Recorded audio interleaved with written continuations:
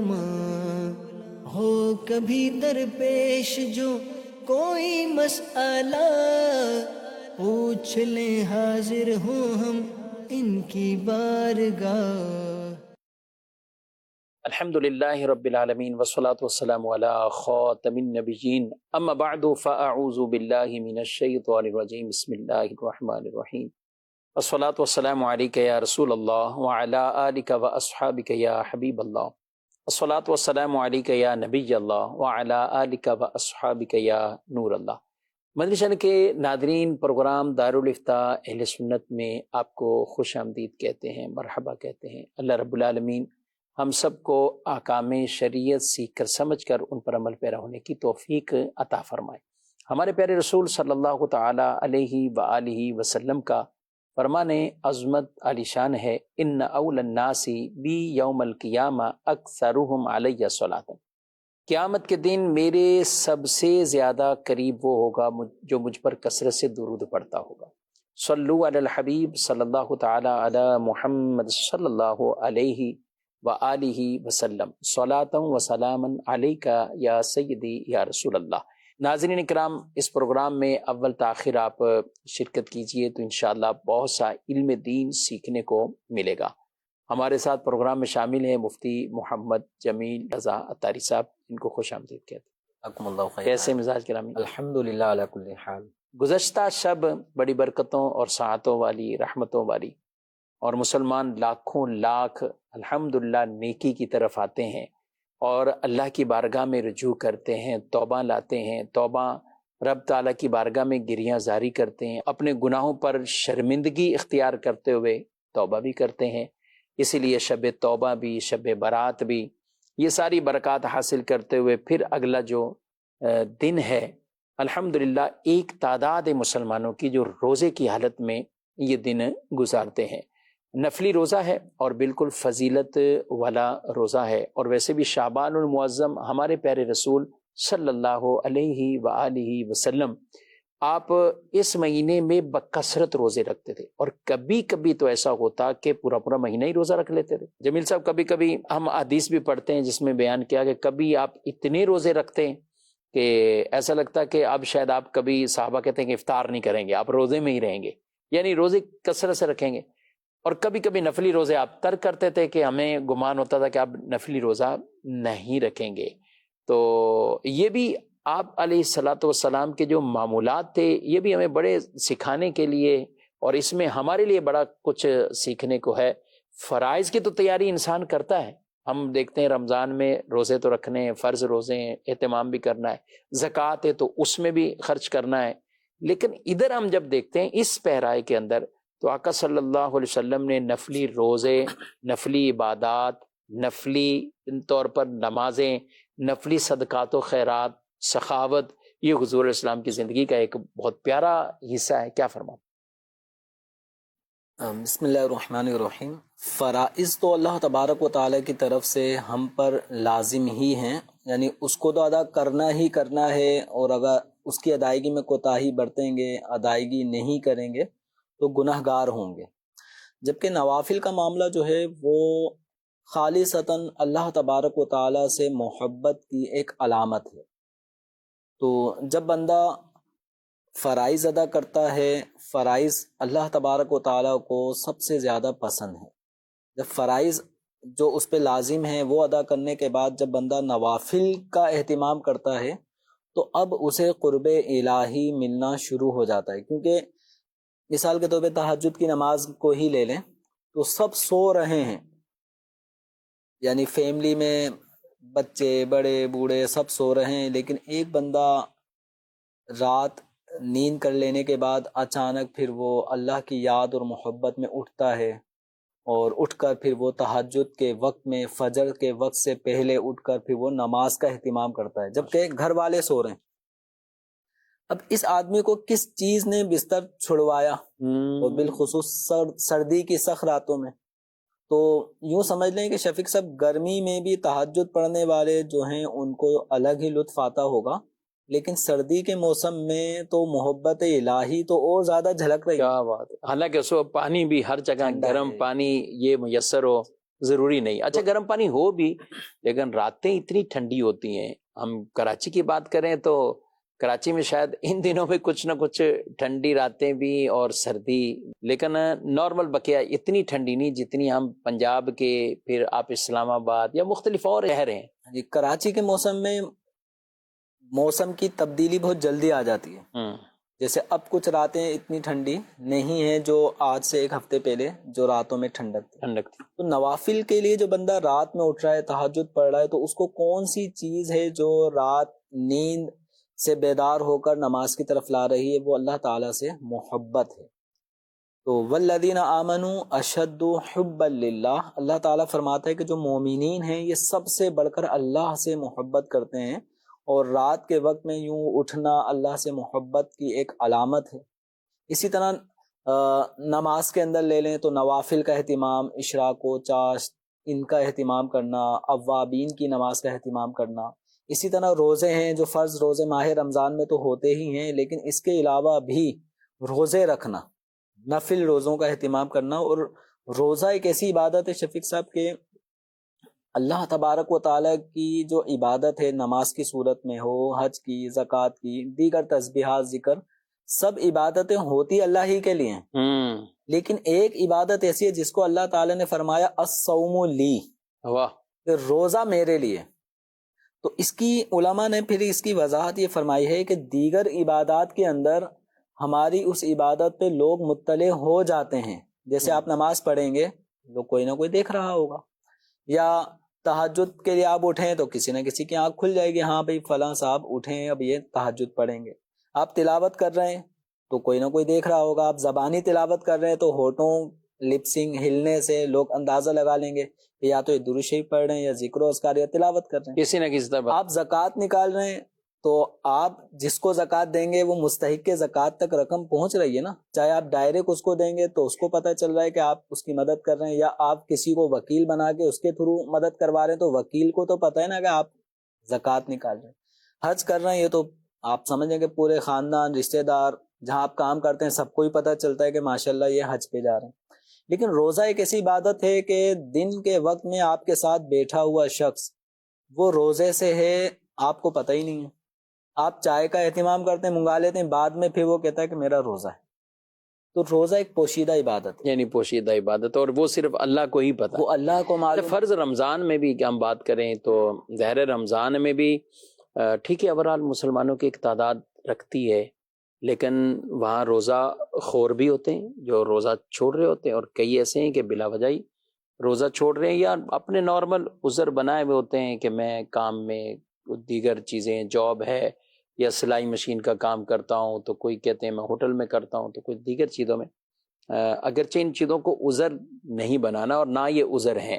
ہمیں روزے کو نہیں کہنا کہ میں کام کی وجہ سے روزہ نہیں رکھ رہا، بلکہ کام کو کہنا ہے کہ رمضان شریف ہے، اپنے کام کو کچھ تخفیف کر لیں، کام کم کر لیں، حتی الامکان کام شام میں، رات میں کام کوئی ایسے ہوں. لیکن بہرحال رمضان کے روزے کو ان عذروں کی وجہ سے چھوڑنا نہیں ہے. میں عرض کر رہا ہوں کہ اگر رمضان میں بھی کوئی کسی کو دیکھتا ہے یہ تو کسی کی پیشانی پہ تو نہیں لکھا ہوا کہ یہ روزہ ہے یا کیا ہے، روزہ رکھا ہے یا روزہ نہیں رکھا. اس کا تعلق اس کا اور اس سے رب سے. تو اللہ تعالیٰ نے فرمایا کہ الصوم لی وانا اجزی بھی، کہ روزہ میرے لیے ہے خاص، اور اس کی جزا میں خود ہی عطا فرماؤں گا. ٹھیک. اچھا، ایک وجہ یہ ہے کہ دیگر عبادات میں ریاکاری ہونے کا ایک عنصر پیدا ہو سکتا ہے، لیکن روزہ دار چونکہ وہ ایسی عبادت کر رہا ہے کہ اس کو اور اس کے رب کو معلوم ہے، اس میں ریاکاری کا عنصر نہیں پایا جا رہا ہوتا. بندہ عبادت بھی کر رہا ہوتا ہے، لوگوں کے ساتھ چل پھر رہا ہوتا ہے، کسی پر یہ روزے والی عبادت ظاہر بھی نہیں ہوتی. جب تک ظاہر کرنے کی کوئی صورت نہ بنے تو اس وقت تک یہ پوشیدہ عبادت ہے. تو اس لیے نوافل کا بھی اہتمام کریں، نفلی روزوں کا اہتمام کریں. نبی پاک صلی اللہ علیہ وسلم نے نفل روزوں کی فضیلتیں بیان فرمائی ہیں. جمعرات، جمعہ، ہفتہ، ان 3 دنوں میں روزہ رکھنے کی ترغیب ہے. اسی طرح ایام 20 کہتے ہیں سفید. ایام 20 کا مطلب یہ ہوتا ہے کہ وہ ایام جن میں راتیں، 14ویں کا چاند، 13، 14 اور 15، یہ جو تاریخیں ہیں اسلامی مہینوں کے اعتبار سے، تو یہ ان کے جو دن ہوتے ہیں وہ ایام 20 کہلاتے ہیں. تو ان دنوں میں روزے کی ترغیب ہے. پیر شریف کا نبی کریم صلی اللہ علیہ وسلم روزہ رکھا کرتے تھے، اور اس کی وجہ ارشاد فرمائی کہ اس دن مجھ پر وحی نازل ہوئی اور اسی دن میری ولادت ہوئی۔ مسلم شریف میں یہ حدیث موجود ہے۔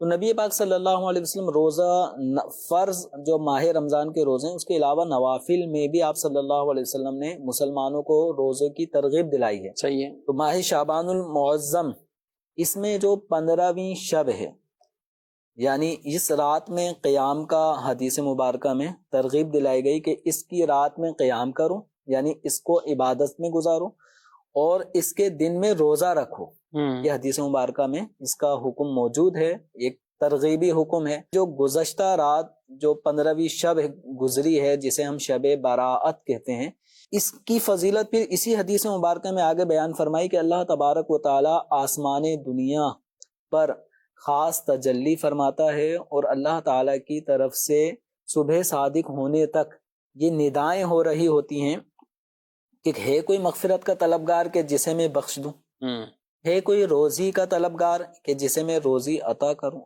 ہے کوئی عافیت طلب کرنے والا مصیبت زدہ کہ میں اس کو عافیت عطا کروں، ہے کوئی ایسا۔ تو یعنی یہ رات جو شب براءت ہے، یہ چھٹکارے کی رات ہے، جہنم سے آزاد ہونے کی رات ہے۔ تو اس لیے جو گزشتہ رات گزری ہے، اس رات کو بنی کلب کی بکریوں کے بالوں سے بھی زیادہ اللہ تبارک و تعالی ان لوگوں کو جہنم سے آزاد فرما دیتا ہے جو گناہگار ہوتے ہیں۔ تو ماشاءاللہ یہ جو رات ہے گزشتہ شب برات، اس کی کتنی فضیلتیں ہیں، بخشش کی نویدیں ہیں۔ تو ہمیں اللہ تبارک و تعالی ان راتوں کو، جو اس طرح کی مقدس راتیں آتی ہیں جس میں نیکیوں کا اجر و ثواب بڑھ جاتا ہے، بخششوں کے پروانے لٹائے جا رہے ہوتے ہیں، اللہ تعالیٰ ان راتوں کی قدر کرنے کی توفیق عطا فرمائے۔ ماشاءاللہ بہت خوبصورت گفتگو ہو رہی ہے۔ اللہ پاک کی یہ نیکیاں کرنے کی ہمیں توفیق بھی دے۔ یہ تو وہ ہیں کہ جو ہمیں عام حالت میں، یعنی رمضان کے علاوہ بھی ہمیں ان چیزوں میں آنا چاہیے اور معمولات یہ اختیار کرنے چاہیے۔ آپ کے کچھ کالز ہیں اور سوالات ہیں، ان کو بھی لیتے ہیں، دیکھتے ہیں ہمارے ناظرین کے۔ مفتی صاحب، میرا سوال یہ ہے کہ مسجد کے امام کو میت کو غسل دینا کیسا؟ جی، مسجد کے امام وہ بطور میت کو غسل دینے میں کوئی شرعی مسئلہ ہے کیا ہے؟ غسل میت یہ مسلمان میت کا حق ہے، تو یعنی یہ فرض کفایہ ہے۔ جس مسلمان کو اس مسلمان کے فوت ہونے کی اطلاع ہوئی تو اسے اس کی تجہیز و تکفین، غسل وغیرہ کا اہتمام کرنا، نماز جنازہ کی ادائیگی کرنا، اس میں کوشش کرنا ضروری ہے۔ اب یہ اگر کوئی اور غسل میت دینے کا اہل نہیں ہے یا آگے کوئی نہیں بڑھ رہا، اور امام صاحب اگر یوں غسل میت کے لیے آگے بڑھتے ہیں اور اس میت کو غسل دیتے ہیں تو اس میں کوئی قباحت نہیں ہے۔ البتہ اگر امام صاحب کے علاوہ کوئی اور غسل میت کا اہتمام کرنے والا موجود ہو تو پھر امام صاحب اگر غسل میت نہ دیں تو یہ بہتر ہے۔ ٹھیک۔ سوال ہے کہ قضا نمازیں کیسے پڑھی جائیں؟ 2 نہیں بلکہ 3 سال کی قضا نمازیں ہیں، اور ان کی توبہ بھی کیسے کی جائے، کیا کہتے ہیں؟ ہر گناہ کی جو توبہ ہے اس میں بنیادی جو چیز ہے وہ ہے ندامت، جس کو ہم کہتے ہیں شرمندگی، احساس ہو کہ مجھ سے یہ غلط ہوا، تو اللہ تبارک و تعالیٰ کی بارگاہ میں سب سے پہلے اس گناہ پر شرمندگی کا اظہار کرے۔ مثلا جو 2-3 سال نمازیں ذمے پر باقی ہیں اور جان بوجھ کر اس کو قضا کیا، ادا نہیں کیا، تو اس پہ شرم ساری کا اظہار کرے اللہ تعالیٰ کے حضور، اور اس کے ساتھ یہ پختہ ارادہ کرے کہ اب تمام نمازیں پابندی کے ساتھ وقت پر ادا کروں گا، کوئی نماز قضا نہیں کروں گا۔ اب چونکہ نماز ترک کرنا ایک ایسا گناہ ہے کہ جس کا محض توبہ کر لینے سے وہ جو ذمے پہ نمازیں قضا ہیں وہ سب ختم ہو جائیں گی، ایسا نہیں ہے۔ ان نمازوں کو باقاعدہ ادا کرنا ہوگا۔ جو 2-3 سال جتنی بھی سال کی نمازیں باقی ہیں ان سب کا حساب کتاب لگا لیں اور ان کو پابندی کے ساتھ ادا کرنے کی پختہ نیت کے ساتھ کوشش کریں، ٹائم نکالیں۔ تو جس طرح ہم مختلف ہمارے ٹائم بٹے ہوئے ہوتے ہیں، ایک تو آفس ورک ہے، اس کے علاوہ پھر ہم جب گھر آ جاتے ہیں تو اس کے بعد دوستوں کی گیدرنگ ہے، اور اس طرح کے معاملات میں بھی لوگ اپنا وقت اسپینڈ کر رہے ہوتے ہیں۔ تو اللہ تعالیٰ کے حضور اپنی سابقہ گزشتہ دنوں مہینوں سالوں کی نمازیں جو باقی ہیں ان کی ادائیگی کا بھی اہتمام کریں. اب اس کے اندر چاہے آپ آدھا گھنٹہ نکال لیں، 1 گھنٹہ نکال لیں، جتنا زیادہ وقت ہو آپ قضا نمازوں کا حساب کتاب لگائیں اور ان کو روزانہ کی بنیاد پر ادا کرنے کی کوشش کرتے رہیں.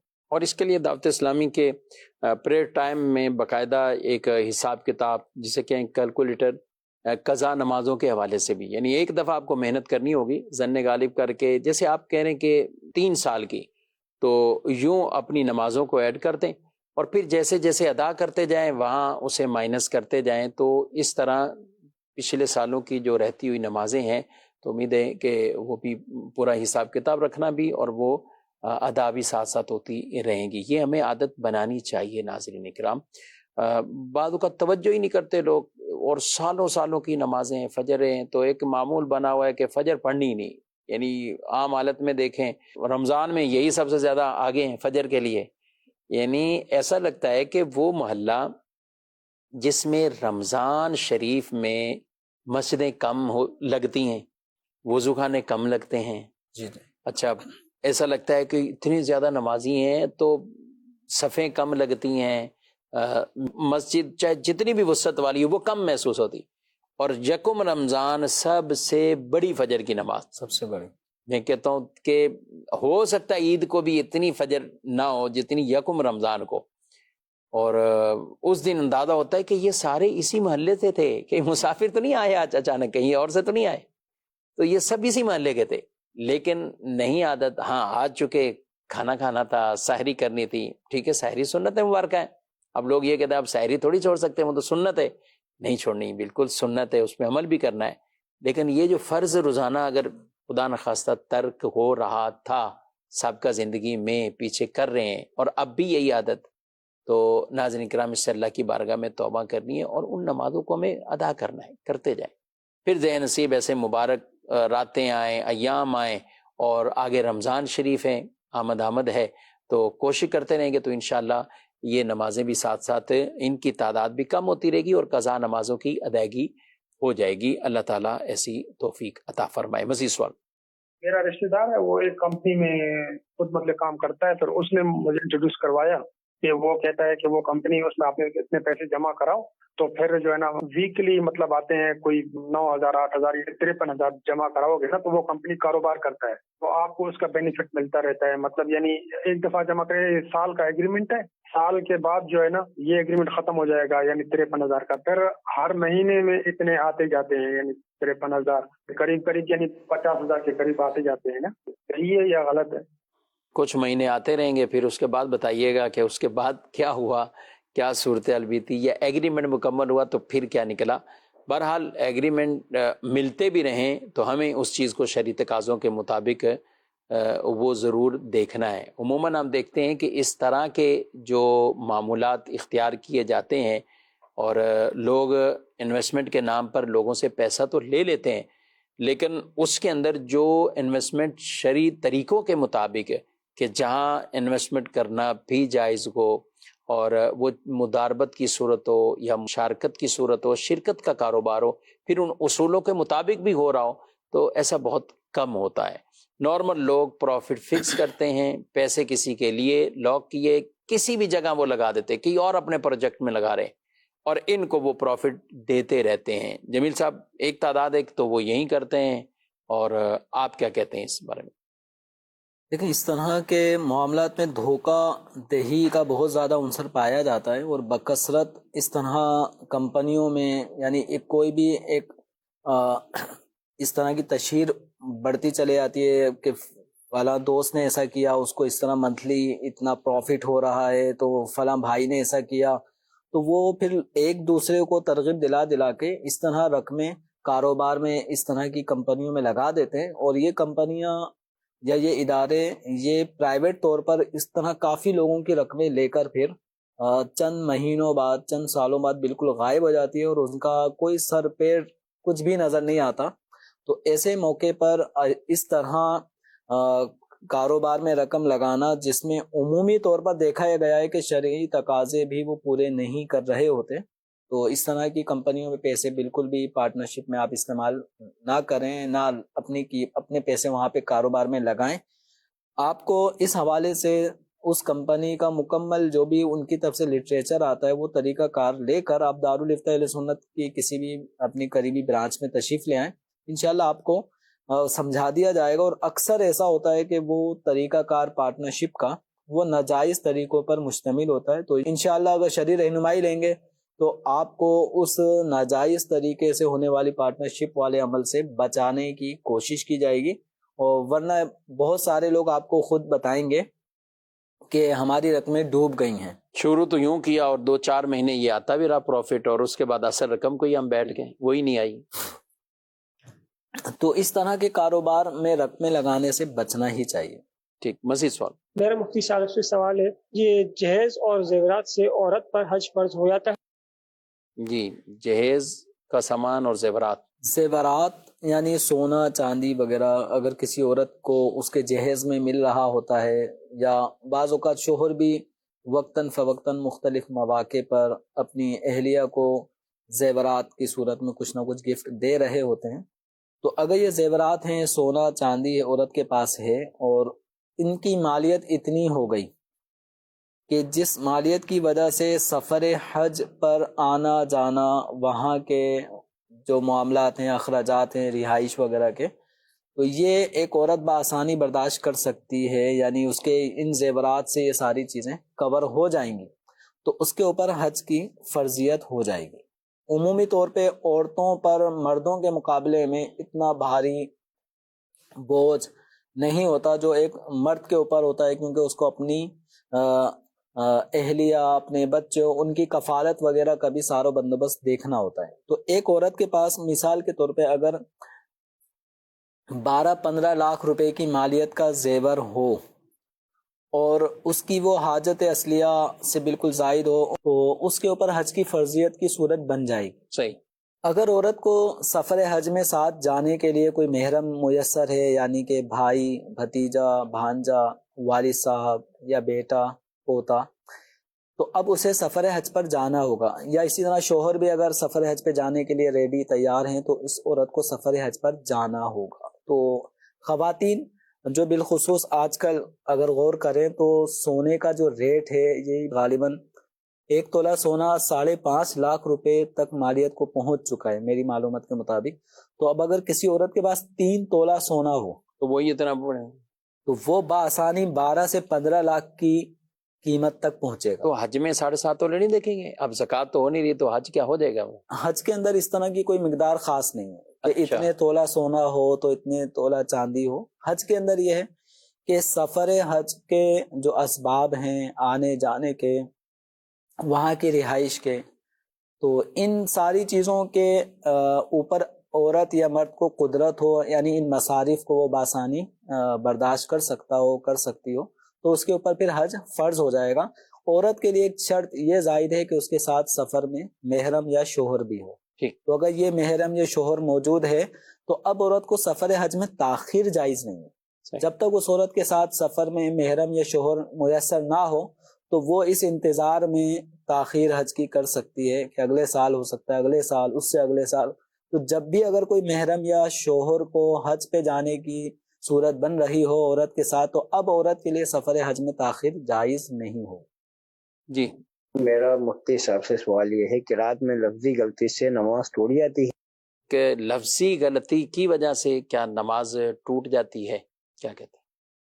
لیکن لفظی غلطی میں بعض اوقات الفاظ کی تبدیلی وہ ایسا معنی بنا دیتی ہے کہ جو فاسد معنی ہوتا ہے، جس کی وجہ سے نماز ٹوٹ جائے گی. مثال کے طور پہ الحمد للہ رب العالمین، تو الحمدو کا معنی ہوتا ہے تمام تر تعریفات اللہ کے لیے ہیں جو تمام عالمین کا پروردگار ہے.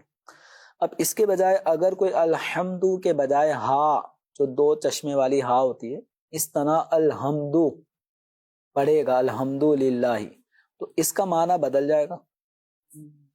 اس کا معنی ہوتا ہے عاجز، عاجزی، انکساری، کمزوری، اور یہ اللہ کے لیے، یہ اللہ تعالیٰ کے لیے ہے، یہ مطلب بن جائے گا. تو اللہ تعالیٰ کمزوری سے پاک ہے، ضعف سے پاک ہے. تو اس لیے اگر کسی نے الحمدللہ رب العالمین کی جگہ الحمدللہ رب العالمین پڑھا تو اس سے نماز ٹوٹ جائے گی. اللہ. اسی طرح قل هو اللہ احد، ہا صحیح طور پہ ادا کیا جائے گا تو اس کا معنی ہوگا کہ اے محبوب آپ صلی اللہ علیہ وسلم فرما دیں کہ اللہ تبارک و تعالی ایک ہے. لیکن اس کے بجائے اگر کسی نے قل هو اللہ احد پڑھا تو اس کا معنی بھی بدل جائے گا. تو اس طرح بہت سارے الفاظ ایسے ہیں کہ جس میں ایک لفظ سے دوسرے لفظ کی طرف اگر آدمی تبدیلی کرتا ہے تو معنی بدل جاتے ہیں. اچھا، بعض صورتیں ایسی ہیں کہ جس میں الفاظ میں اگر تبدیلی ہو گئی تو بچت کا پہلو ہوتا ہے، معنی بدلتا نہیں ہے، نماز ہو جاتی ہے. تو یہ والا لفظوں کی تبدیلی یہ بعض اوقات ایسی صورت بن جاتی ہے کہ اس کو باقاعدہ پھر علماء ہی، وہ بھی ماہر علماء جن کو قرآن، احادیث اور لغت عربی پہ عبور ہے، وہی بتا پائیں گے کہ اس صورت میں نماز ٹوٹ رہی ہے یا نہیں ٹوٹ رہی. تو اس طرح کی اغلاط سے بچنا چاہیے. درست مخارج کے ساتھ قرآن پاک پڑھنا سیکھنا یہ ضروری ہے تاکہ ہم تصحیح حروف کے ساتھ نماز صحیح طور پہ ادا کر سکیں. اسی طرح بعض یعنی ایک اوقات تو تصحیح حروف اور پھر ایک لفظ ہی کچھ اور، ایک ہے مخارج کی درستگی کہ ہم ان میں فرق کر کے پڑھیں. تا ہے، تو ہے، اور سین ہے اور صاد ہے. تو یہ جو آپس میں ملتے ہوئے حروف ہیں ان کو اپنے اپنے انداز سے درست ادا کرنا. دوسرا ہے کہ لفظ ہی غلط پڑا کئی جگہوں پہ، تو اس میں بھی کئی اعتبار سے نماز ٹوٹ جائے گی اگر فساد معنی کی طرف. اسی طرح بعض لوگ جیسے ایاک نعبد و ایاک نستعین، تو نستعین میں تا کو کھینچ دیتے ہیں، نستعین، تا الف زبر تا. تو اب نستعین یہ تو عربی زبان کا ایک لفظ ہے، لیکن نستعین یہ عربی زبان کا کوئی ورڈ بنا ہی نہیں. جب عربی زبان کا ورڈ ہی نہ رہا تو ایک محمل اور بے معنی لفظ ہو گیا. تو اگر کسی نے نماز میں اس طرح ایاک نعبد و ایاک نستعین پڑھا تو اس کی نماز ٹوٹ گئی. تو اس طرح بے شمار اغلاط ہیں. مثلا زبر زیر پیش کی غلطیاں بھی نماز کو توڑوا دیتی ہیں جن کی وجہ سے نماز ٹوٹ جاتی ہے. مثلا صراط الذین انعمت علیہم، یہاں پہ انعمتا پڑھیں گے تو معنی بنے گا کہ اے اللہ تو نے انعام کیا ہے جن لوگوں پر ان کے رستے پر چلا. تو اس کو انعمتا کی جگہ انعمتو اگر کسی نے پڑھا تو نماز ٹوٹ جائے گی. اب معنی یہ بن جائے گا کہ مجھے ان لوگوں کے رستے پہ چلا جن پر میں نے انعام کیا ہے. تو یہ معنی ہی چینج ہو گیا. اسی طرح انعمتا علیہم کو انعمتی علیہم پڑھا کسی نے تو بھی نماز ٹوٹ جائے گی کہ اللہ تبارک و تعالیٰ کے لیے مؤنث والے کلمات استعمال کرنا نماز میں، اس سے نماز ٹوٹ جاتی ہے. جیسے هو اللہ الذی لا الہ الا ہو، تو اگر کسی نے ہوا کی جگہ ہیا پڑھا تو نماز ٹوٹ جائے گی کہ ہیا یہ عربی زبان میں مؤنث کے لیے استعمال ہوتا ہے، جیسے انگلش کے اندر عورت کے لیے، یعنی جیسے عورت کے لیے جیسے انگلش میں شی استعمال ہوتا ہے، اور ہوا یہ مذکر کے لیے استعمال ہوتا ہے جیسے کہ انگلش زبان میں ہی استعمال ہوتا ہے. تو یہ جس طرح ہوا ہی، ان الفاظوں کا فرق اگر کسی نے ان الفاظوں میں اگر تبدیلی کر دی کہ ہوا اللہ کی جگہ ہیا پڑھا تو اللہ تعالیٰ کے لیے مؤنث کا صیغہ استعمال کرنے کی وجہ سے یہ نماز ٹوٹ جائے گی. یعنی بعض اوقات لوگ اس طرح کی گفتگو سنتے ہیں، کہتے ہیں نہیں بہت سخت ہے، دین تو اتنا سخت نہیں ہے، یہ کیسی باتیں کر رہے ہیں، بڑی سختی کر رہے ہیں. تو لیکن حضرین کرام اگر ہم اس کو دوسرے پیرائے میں دیکھیں، جیسے ابھی انہوں نے مثال دی شی اور ہی، اب یہی گفتگو میں اگر کوئی ہی کی جگہ کسی کو شی کہہ دے تو میں کہتا ہوں طوفان کھڑا ہو جائے. بالکل. اچھا، سوشل میڈیا پر بھی کسی کی تقریر جاری ہو اور وہ کسی کے حوالے سے اپنے وزیر کی کوئی تعارف کراتے ہوئے اور اس کو شی کہہ کے کہ خطاب کیا یا اس کا تذکرہ شی کہہ کر کیا، تو میرا خیال ہے وہ تو ایک میم ایسی بنے گی اور اس کے لیے وہ آدمی کے 14 طبق اس کو روشن کرا دیں گے کہ یہ کس اسکول میں یہ تعلیم حاصل کرتے رہے، یہ کہاں پہ انہوں نے پڑھا، یہ کیسے ہوا، بھلے سبقت لسانی سے بھی غلطی ہو.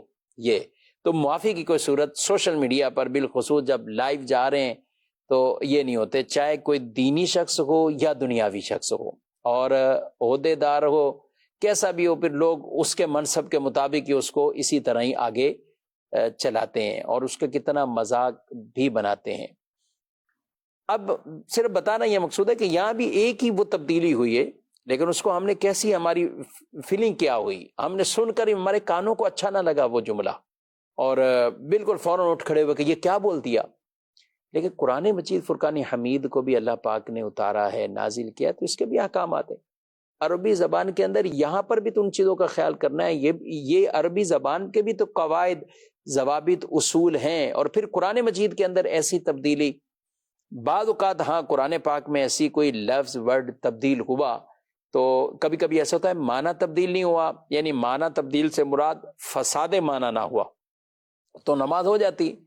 کئی مقامات ایسے آتے ہیں کہ جہاں پر لفظ تو تبدیل ہوا اور وہاں پہ اس کے سیاق و سباق کو دیکھیں تو وہاں پر وہ ایسا ہوتا ہے کہ معنی تبدیل ہو بھی گیا لیکن فساد نہیں ہوا۔ اب جمیل صاحب کہیں یعلمون اور تعلمون، ہم یعلمون اور تعلمون ہم ہر جگہ کی نہیں کہتے، لیکن کئی ایسی جگہ ہوتی کہ جہاں اس طور پر وہ ہوتا ہے کہ معنی اس کا درست بن جاتا ہے، فساد نہیں ہوا، فساد نہیں ہوا۔ اب ظالمین اور کافرین، ٹھیک ہے، قوم الفاسقین، قوم الظالمین، قوم الکافرین، تو کئی جگہوں پہ اگر اس کے سیاق و سباق کو دیکھیں گے تو یہ آپس میں تبدیل اگر ہو جاتے ہیں تو یہاں فساد معنی اس صورت والا نہیں ہے، اور معنی تو تبدیل ہوگا لیکن فساد معنی نہیں، فساد معنی نہیں، نماز بچ جائے گی۔ اور کئی جو آپ نے مثالیں دی تو وہاں نماز ہی نہیں بچ رہی ہے، نماز کے اندر فساد پیدا ہو رہا ہے، تو اس کا فیصلہ عام عوام کر بھی نہیں سکتی۔ اگر کوئی ایسی غلطی ہو، بالخصوص تو میں اپنے تراویح پڑھانے والے، تراویح سننے والوں سے کہوں گا، بعض اوقات ایسا ہوتا ہے جمیل صاحب یہ کہتے ہیں کہ حافظ صاحب ابھی سلام پھیریں گے نا تو غلطی بتا دیں گے، تو یہ والا جو انداز ہوتا ہے اس میں کیا، یعنی اس طرح کی غلطی آئی، کہا سلام پھیریں گے نا غلطی بتا دیں، اب یہ اگر غلطی ایسی ہوئی تو پھر کیا کریں گے؟ اگر کوئی غلطی ایسی ہے جس سے معنی فاسد ہو گیا تو سامع کو چاہیے کہ فوری طور پر لقمہ دے تاکہ امام اس کو درست طریقے سے پڑھ لے۔ یہ بعض اوقات ایک آدمی کو خود ہی احساس ہوا کہ میری زبان سے جو حروف ہیں وہ بدل گئے ہیں، تو اس کو فوری طور پر درست انداز سے پڑھ لینا ضروری ہے۔ اگر اس نے اپنی جو قرات تھی اس کے اندر کوئی آیت میں کوئی تبدیلی کر دی جس سے معنی فاسد ہوا، نماز ٹوٹ رہی تھی، تو شریعت مطہرہ نے دوران نماز اس کی اصلاح کی ایک گنجائش رکھی ہے۔ اگر اس نے درست طریقے سے پڑھ لیا تو نماز کے فساد کا جو حکم آنا تھا وہ نہیں آئے گا، درست پڑھ لینے سے، قرات درست کر لینے سے نماز درست ہو جائے گی۔ تو اس لیے اگر حافظ صاحب کو خود لگتا ہے کہ میں نے کوئی ایسا لفظ پڑھ لیا جس سے معنی بدل گیا تو فوراً توجہ آنے پر انہیں چاہیے کہ اپنی وہ پڑھی ہوئی آیت جو غلط پڑھی ہے اس کو درست طریقے سے پڑھ لیں، پھر آگے اس کو کنٹینیو کر لیں، نماز ہو جائے گی۔ اسی طرح سامع کو اگر لگا کہ حافظ صاحب نے غلط پڑھا ہے اور اس غلطی سے معنی فاسد ہو گیا ہے تو سامع کی ذمہ داری ہے کہ نماز کی اصلاح کرنے کے لیے ان کو لقمہ دیں۔ اچھا، اس میں خاص جو پرٹیکولر سامع ہیں وہی ضروری نہیں ہے، جو سننے والے لوگ ہیں ان میں بھی اگر کوئی اس بات کا علم رکھتا ہے کہ یہ غلطی ہے، اس سے نماز ٹوٹ رہی ہے، تو وہ بھی نمازی لقمہ دوران نماز دے سکتا ہے۔ تو بہرحال نماز کی حفاظت ضروری ہے۔ یعنی جی اس میں یہ ہے کہ اگر وہ نہ دے، یعنی ہر ایک آدمی تو ایسا عالم نہیں ہے نا، اور وہ جانتا بھی نہیں۔ اعلیٰ حضرت امام اہل سنت نے بھی ایک مقام پہ لکھا نا کہ فساد معنی کے اعتبار سے یہ بہت کم علماء بھی اس کی ہر وقت فوراً فیصلہ کریں، تو ہر ایک عالم بھی ایسا نہیں ہوتا کہ اس کو ان کو اسی وقت پتہ چل جائے کہ فساد معنی نہیں ہوا۔ تو اس لیے سامع صاحب یا حافظ صاحب نارمل ہیں تو ان کو چاہیے نماز کے تحفظ کے لیے ایسی غلطیوں پر وہ لقمہ دے دیں، انتظار نہ کریں۔ ہاں، اتنا نہ ہو کہ وہ پڑھنے والے کو تشویش میں ڈال دیں، اس کے لیے تکلیف اور اذیت کا باعث بن جائے، پہلے کچھ اسے موقع دیں، نکال سکتا ہے، نکالنے کی پوزیشن میں ہے۔ بعض اوقات خود ہی حافظ صاحب گھبرا کر تھوڑا پیچھے آتے ہیں، پھر پڑھنا شروع کرتے ہیں، تو انہیں تھوڑا پڑھنے دیں، تھوڑا موقع دیں، پھر ایسا کریں گے تو انشاءاللہ نارمل طریقے سے وہ بھی اس کو اگر نکال لیں گے تو ٹھیک ہے، نہ ہو تو غلطی ہو تو اسے آگاہ کر دیا جائے، تاکہ ایسا نہ ہو کہ بعد میں پتہ چلے کہ نماز ہی ٹوٹ چکی ہے اس غلطی کی وجہ سے اور پھر نماز دوبارہ پڑھنی پڑے گی۔ جی ناظرین اکرام، آپ نے پروگرام یہ ملاحظہ بھی کیا ہے، اور الحمدللہ ایک تعداد مسلمانوں کی رات بھر عبادت بھی کی، دن روزے کی حالت میں بھی ہیں۔ اللہ سب کی عبادات کو بھی قبول فرمائے، روزے بھی یہ نفلی روزے ہیں، اللہ تبارک و تعالیٰ اس نفلی روزے کو بھی قبول فرمائے، اور ہم سب کو زیادہ سے زیادہ نیکی کی طرف ہمارا ملان اللہ پاک کر دے اپنی رحمت سے۔ اور جو ایک نیتیں رات عبادت کرتے ہوئے آدمی ایک بناتا ہے، اللہ سے لو لگانی ہے، رب سے اپنا تعلق اس طرح بڑھانا ہے، قربت حاصل کرنی ہے، ثواب میں درجہ حاصل کرنا ہے، تو اس کو اسی طرح یہ ذہن رکھنا ہے، اور یہ چیزیں وہ نیکیاں جو کی ہیں انہیں بچا کر رکھنا ہے، تاکہ ہم نیکیاں کرتے رہیں اور یوں رمضان کے ساتھ مل جائیں۔ اللہ پاک عمل کی توفیق دے، آمین بجاہ النبی الامین صلی اللہ علیہ وسلم۔ ہادیو رہنما ہمارے علماء، ہو کبھی درپیش جو کوئی مسئلہ، پوچھ لیں حاضر ہوں ہم ان کی بارگاہ۔